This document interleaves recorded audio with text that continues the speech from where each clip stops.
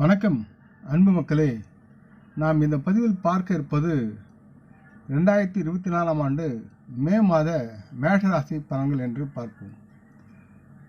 சித்திரை மாதம் 18ஆம் தேதி புதன்கிழமை முதல் வைகாசி மாதம் 18ஆம் தேதி வெள்ளிக்கிழமை வரை உள்ள மே மாத மேஷராசி பலன். இந்த மே மாதம் 14ஆம் தேதி செவ்வாய்க்கிழமை அன்று தமிழ் மாதமான வைகாசி மாதம் பிறக்கிறது.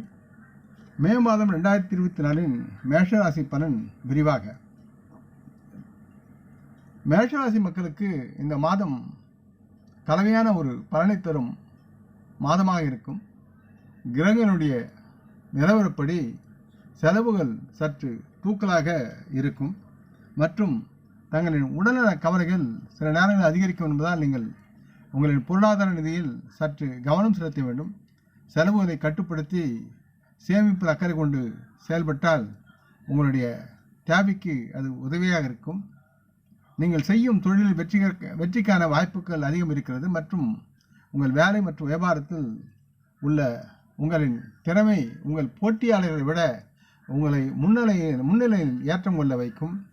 தங்களின் திருமண வாழ்க்கையில் எல்லா ஏற்றத்தாழ்வுகளுக்கும் இடையில் நல்ல இணக்கம் ஒருவருக்கு ஒருவரும் இருக்கும்.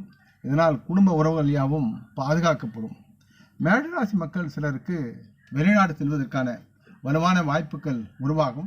மேலும் அது சார்ந்த திசையில் சரியான முயற்சியை நீங்கள் மேற்கொள்பவர்கள் இப்பொழுது அந்த வெளிநாடு செல்வதற்கு உண்டான பணியில் வெற்றி பெறுவார்கள். தங்களின் பொருளாதார நிதி நிலைமைக்கு ஏற்ப மாதம் முழுவதும் ஏற்றத்தாழ்வு இருக்கும். இருப்பினும் குடும்பத்தில் அமைதியும் மகிழ்ச்சியும் குதூகலத்துடன் இருக்கும் என்று நிச்சயமாக நீங்கள் நம்பலாம். மேஷராசி மக்களுடைய தொழில் என்ற பார்வையில் பார்க்கும்போது மே மாதம் உங்கள் தொழிலுக்கு சாதகமாக இருக்கிறது. தங்களின் 10ஆம் வீட்டின் அதிபதியான சனி பகவான் இந்த மாதம் முழுவதும் 11ஆம் வீட்டில் தங்கி உங்கள் நிலையை பலப்படுத்துகிறார். உங்களுக்கான வாய்ப்புகள் அதிகமாக இருக்கிறது மற்றும் உங்களின் உயர் அதிகாரிகள் உங்களின் செயல்பாடுகளின் முன்னேற்றத்தில் திருப்தி அடைவார்கள். இதன் பலனால் நல்ல பதவி உயர்வுக்கான வாய்ப்புகள் மிக முக்கியமானவையாக உங்கள் பணியிடத்தில் ஆதிக்கம் அதிகரிக்கிறது. முக்கியமாக தங்களின் ஈகோ பிரச்சனைகளால் மற்றவரிடம் மோசமான நடந்து கொள்ளக்கூடிய சூழலும் இருக்கிறது என்பதை உணர்ந்து நீங்கள் உங்களை திருத்திக் கொள்ள வேண்டும்.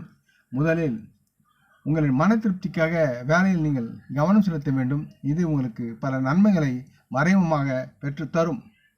இந்த மாதம் உங்கள் எதிரிகளையும் குறிப்பாக உங்கள் முதுகுக்கு பின்னால் கெட்ட விஷயங்களை பற்றி விவாதிக்கும் சக ஊழியர்களையும் நீங்கள் கவனித்துக் கொள்ள வேண்டும். அவர்களால் உங்களுக்கு உருவாகும் சிக்கலிலிருந்து நீங்கள் பாதுகாப்பாக இருக்க வேண்டுவதற்கு இது ஒரு தயாரிப்பு முன்வேலையாக இருக்கிறது. தாங்கள் வேலை செய்யும் பணியிடத்தில் இது போன்ற சக ஊழியர்களை முடிந்த வரையில் அவர்களோடு சேர்ந்து பயணிப்பதை நீங்கள் தவிர்க்க வேண்டும். மேஷராசி வணிக வியாபாரிகளுக்கும் இந்த மாதம் சாதகமாக இருக்கிறது. நல்லது ஒரு ஆதாயத்தை பெற்று வளமுடன் வாழக்கூடிய சூழலும் இருக்கிறது. 7வது வீட்டின் அதிபதியான சுக்கிர பகவான் முதல் வீடான விழாளன் மற்றும் சனியை அவர் பார்க்கிறார். சிலரின் வெளிநாட்டு விருப்பங்கள் யாவும் நிறைவேறி அதன் மூலம் பொருளாதார நிதி ஆதாயம் பெற்றுக்கொள்வதற்குண்டான வாய்ப்புகளும் அதிகமாக இருக்கிறது. இதனால் வணிக வியாபாரத்தில் ஆதாய லாபம் உண்டாகி முன்னேற்றத்தை உங்களுக்கு உறுதியாக்குகிற தன்மையும் இருக்கிறது. இந்த மேஷராசி மக்கள் இந்த மாதம் தங்கள் வணிகத்திற்கு புதிய தொழில்நுட்ப திசையை வழங்க முடியும். மாதத்தின் 2ஆம் பாதியில் உங்கள் வியாபாரத்தை விரிவுபடுத்த அது சாதகமாக இருக்கிறது என்பதை உறுதியுடன் நீங்கள் நம்பலாம். பொருளாதார நிதி சார்ந்து பார்க்கும்போது உங்கள் பொருளாதார நிலைமையை பற்றி பேசினால் இந்த மாதம் பெரிய ஏற்றங்களையும் இறக்கத்தையும் கொண்டு வந்து சராசரியாக பலன்களை உருவாக்கக்கூடிய தன்மையில் இருக்கிறது. தங்களின் 12ஆம் வீட்டில் செவ்வாய் ராகு புதன் இணைவதால் செலவுகள் எதிர்பாராத வகையில் உயரும். உங்கள் வாழ்க்கையில் புதிய நிதி சவால்கள் உருவாகும் வாய்ப்புகள் இருக்கிறது. இருப்பினும் சாதகமான அம்சம் என்னவென்றால் சனி பகவான் இந்த மாதம் முழுவதும் 11ஆம் வீட்டில் தங்கி தங்கள் நிதி திட்டங்களை வலுப்படுத்துகிறார். உங்களுக்கு தேவைப்படும் பணத்தை கொண்டு வந்து சேர்ப்பார். இதனால் மேஷராசி மக்கள் தங்களுக்கு உரிய புதிய பண ஆதாரங்களை பெறுவதற்குண்டான வாய்ப்புகள் அதிகமாக இருக்கிறது மற்றும் பணத்தை சேமிக்கவும் தக்க வைக்க ஒரு உறுதியான சேமிக்க வழியை நீங்கள் கண்டுபிடித்து அதை பின்பற்றக்கூடிய சூழலும் இருக்கிறது. உங்கள் வியாபாரத்தில் பணம் சம்பாதிப்பதற்கான வாய்ப்புகள் மிக அதிகமாக இருக்கிறது.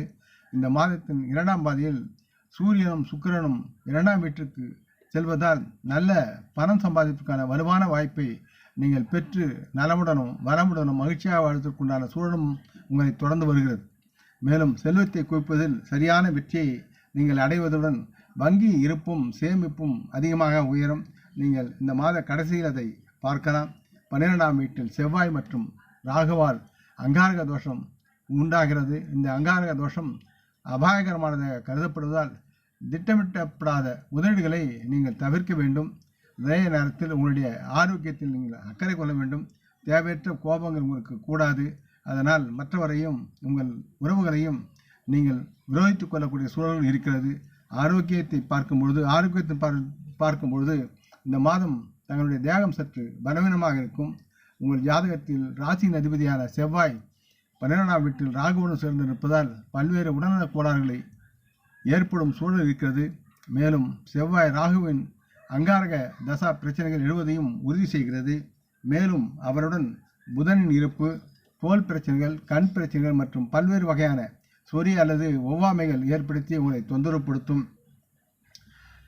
இவை யாவைக்கும் முக்கியமாக காரணமாக இருப்பது ஒழுங்கற்ற இரத்த அழுத்தம் மற்றும் பிற அழுத்தம், மன அழுத்தம் தொடர்பான கவலைகள் போன்ற பிரச்சனைகளையும் உங்களுக்கு ஏற்படுத்தி உங்களை சொல்லனாத துன்பத்தில் ஆழ்த்தும். ஆகவே நீங்கள் மனோதைரியத்துடன் செயல்பட வேண்டிய அமைப்பு இருக்கிறது. இந்த மனக்குழப்பத்தில் வண்டி வாகனத்தில் செல்லும் பொழுது நீங்கள் சற்று ஜாக்கிரதையுடன் எச்சரிக்கையாக இருக்க வேண்டும். இந்த மாதம் எதிர்பாராத விபத்துகள் ஏற்பட வாய்ப்புகள் இருக்கிறது. எச்சரிக்கையுடன் கவனமுடனும் வாகனம் ஓட்டுவது உங்களுக்கு நன்மையாக இருக்கும். இதிலிருந்து விபத்து சிக்கலிலிருந்து உங்களை காப்பாற்றக்கூடிய தன்மையும் இருக்கிறது என்பதை உணர்ந்து நீங்கள் செயல்பட வேண்டும்.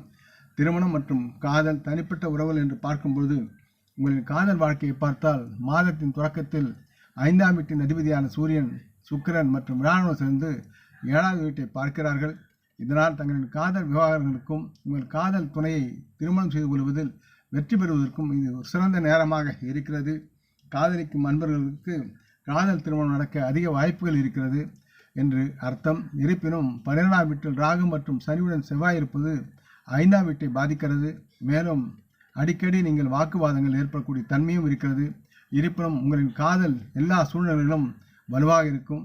மே 16ஆம் தேதி மாதத்தின் 2ஆம் பாதியில் சூரியன் ரிஷபத்தில் 2வது வீட்டிற்கும் மே 19 அன்று 2வது வீட்டிற்கும் செல்கிறார். இந்த நேரத்தில் உங்கள் காதலை பற்றிய உங்கள் குடும்ப உறுப்பினருடன் கலந்துரையாடுங்கள். இதனால் தங்களது உறவை அடுத்த கட்டத்துக்கு கொண்டு செல்வதற்கு வாய்ப்புகள் நலமாக இருக்கிறது. வியாழன் மற்றும் செவ்வாய் கிரகத்தின் செல்வாக்கு மாத தொடக்கத்தில் திருமணத்திற்கு சாதகமான கால வரிசையை உங்களுக்கு ஏற்படுத்தி உங்களை மகிழ்ச்சி கடலில் ஆழ்த்தும். இதனால் உங்கள் துணையுடன் வாழ்க்கையில் இணக்கம் அதிகமாக உருவாக்கக்கூடிய சூழல் இருக்கிறது. முதல் வீட்டில் சுக்கிரன் இருப்பதாலும் அவரின் பார்வை 7ஆம் வீட்டை பார்ப்பார். இதனால் உங்கள் இருவருக்குள்ளும் நெருக்கம் அதிகரித்து நலமுடனும் மகிழ்ச்சியுடனும் வாழ்வீர்கள்.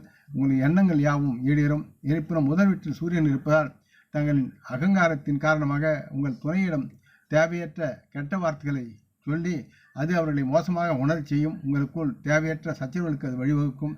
புதன், ராகு, செவ்வாய் ஆகிய கிரகங்கள் 12ஆம் வீட்டில் இருக்கும் பொழுது சில பிரச்சனைகளை உருவாகக்கூடிய வாய்ப்புகள் இருக்கிறது என்பதை மறுப்பதற்கில்லை. மேலும் 7வது வீட்டில் செவ்வாயின் அம்சம் உங்களுக்கும் உங்கள் துணைக்கும் இடையே சண்டை மற்றும் சச்சரவுகளை ஏற்படுத்தும். எனவே மேஷராசி மக்கள் அனைவரும் இதில் கவனமாக இருக்க வேண்டும். சூரியனின் இயக்கத்துடன் மே 14இல் 2ஆம் வீட்டிற்கு பிரச்சனைகளை குறையக்கூடிய தன்மையும் பரஸ்பர அன்பும் அதிகரிக்கும். மே 14க்கு பிறகு குடும்ப, நண்பர்கள் மற்றும் உறவுகள் மேஷராசி மக்கள் தங்களின் ஆன்மீக சார்ந்த மாதமாக இந்த மாதம் இருக்கும் மற்றும் குடும்பத்திற்கு சாதகமாக உங்களுடைய செயல்பாடுகள் இருக்கும். 10ஆம் வீட்டின் அதிபதியான சனி பகவான் 11ஆம் வீட்டில் அமர்ந்து வியாழன், சுக்கிரன், சூரியன் ஆகியோர் முதல் வீட்டில் தங்குவார்கள். 2ஆம் வீட்டிற்கு அதிபதியான சுக்கிரன் முதல் வீட்டில் சஞ்சரிப்பதால் குடும்ப உறுப்பினர்களிடையே ஒற்றுமை ஏற்பட்டு பலமான ஒரு அன்பு பிணைப்பு ஏற்படும். இருப்பினும் நீங்கள் உங்கள் இயல்பில் கொஞ்சம் அகங்காரமாக மாற்றம் காணும் சூழலும் உருவாகிறது. ஆகவே சற்று ஜாக்கிரதையாக உங்களுடைய பேச்சுக்கள் இருக்க வேண்டும். மற்றும் இந்த அகங்காரம் உங்களிடம் உருவாகிய அகங்காரம் வெவ்வேறு குடும்ப உறுப்பினர்கள் மனதை புண்படுத்தும் நிலையில் இருக்கிறது. இது போன்ற விஷயங்கள் நடைபெறாமல் மிகவும் கவனமுடன் உங்களின் செயல்பாடுகளும் பணிவுடன் பண்பான பேச்சும் இருக்க வேண்டும் என்று கேட்டுக்கொள்கிறேன். அதே நேரத்தில் தேவகுரு வியாழன் பல்வேறு பிரச்சனைகளிலிருந்து உங்களை காப்பாற்ற உதவுவார் மற்றும் சரியான மற்றும் தவறான விஷயங்களை அடையாளம் காண உங்களுக்கு அவர் வழிகாட்டுவார். எனவே நீங்கள் உங்களையும் தங்களின் உறவுகளையும் கொஞ்சம் புரிந்து கொள்ள வேண்டும் என்று கேட்டுக்கொள்கிறேன். மே 16 அன்று சூரியன் ரிஷபராசியின் 2வது வீட்டிற்கு செல்கிறார். அது உங்கள் பேச்சை சற்று கடுமையாக்கும். எனவே நீங்கள் யாரிடமும் நேரடியாக அதை பற்றி பேசுவதில், எதை பற்றியும் பேசுவதில் கவனமாக இருக்க வேண்டும். பெற்றோரின் ஆரோக்கியம் வலுவாக இருக்கும். இதனால் வாழ்க்கையில் சவால்கள் குறையும். 3ஆம் வீட்டின் அதிபதியான புதன் 12ஆம் வீட்டில் ராகு மற்றும் செவ்வாயுடன் இணைந்து மாத தொடக்கத்தில் பலவீனமான நிலையில் இருந்து மே 10ஆம் தேதி முதல் வீட்டிற்கு நுழைவார். இந்த மாத தொடக்கத்தில் உடன்பிறப்புகள் கஷ்டங்கள் நிறைந்ததாக இருக்கும். மேலும் இந்த மாதத்தின் நடுப்பகுதியில் சற்று நிலைமை மேம்படும். மே 31 அன்று, அதாவது கடைசி மாதமான அந்த நாள் முதல் ரிஷபராசியில் 2ஆம் வீட்டில் நுழைவதால் உடன் பிறந்தவர்கள் உங்களுக்கு சரியான ஆதரவையும் ஒத்துழைப்பையும் வழங்குவார்கள். இந்த மாதம் உங்களுக்கு வெளியூர் செல்வதற்கான வாய்ப்புகள் இருக்கிறது. செய்ய வேண்டியவை ஆலோசனை: செவ்வாய்க்கிழமைகளில் வெல்லம் அல்லது லட்டு செய்து பசுவிற்கு உண்ண கொடுக்க வேண்டும். செம்பு பாத்திரத்தில் மஞ்சள் மற்றும் அட்சதையை சேர்த்து தினமும் சூரிய பகவானுக்கு வாரி வழங்குங்கள். சூரிய பகவானை நித்தம் காலையில் சூரிய உதயத்தில் வணங்குவதும் அவரை வரவேற்பதும் நீர் கொடுத்து அவரை வரவேற்பதும் முக்கியமான காரியமாக நீங்கள் செயல்பட வேண்டும் என்று கேட்டுக்கொள்கிறேன். இதனால் உங்களுடைய சிரமங்கள் யாவும் நீங்கி நீங்கள் நலமுடன் வாழக்கூடிய தன்மை இருக்கிறது. முடிந்தால் வியாழன் அன்று தங்க மோதிரத்தில் மஞ்சள் புஷ்பராகத்தை அணியுங்கள். அது ஆள்காட்டு மோதிரத்தை அணிவதை உறுதிப்படுத்துங்கள். இதனால் உங்களுடைய எல்லா தேக நலன்களும் பராமரிக்கப்படும். உங்களுடைய குடும்பத்தினுடைய குழந்தைகளுக்கு எல்லா சுப செய்திகளும் கிடைக்கும் என்பதை புரிந்து செயல்படுங்கள் என்று கேட்டுக்கொள்கிறேன். இந்த பதிவை நீங்கள் விரும்பி இருப்பீர்கள் என்று நம்புகிறேன். அப்படி இருந்தால் நீங்கள் இதை உங்கள் நலமுறைமுடன் பகிர்ந்து கொள்ள வேண்டும் என்று கேட்டுக்கொள்கிறேன். நாம் முன்னோர்களை மனமோந்து போற்றுவோம். இந்த பதிவை லைக் செய்து சப்ஸ்கிரைப் செய்து மற்றவருக்கும் பகிரும் அன்பர்கள் யாவரும் வளமுடன் நலமாக தேக திரகாத்திர ஆயுள் ஆரோக்கியத்துடன் சகலவிதமான தன தானிய ஆபராணி ஐஸ்வர்யனை பெற்று சர்வ காரிய ஜெயத்துடன் வாழ்வாங்க வாழ இறைவன் பாதம் பணிகிறேன். வணக்கம். நன்றி.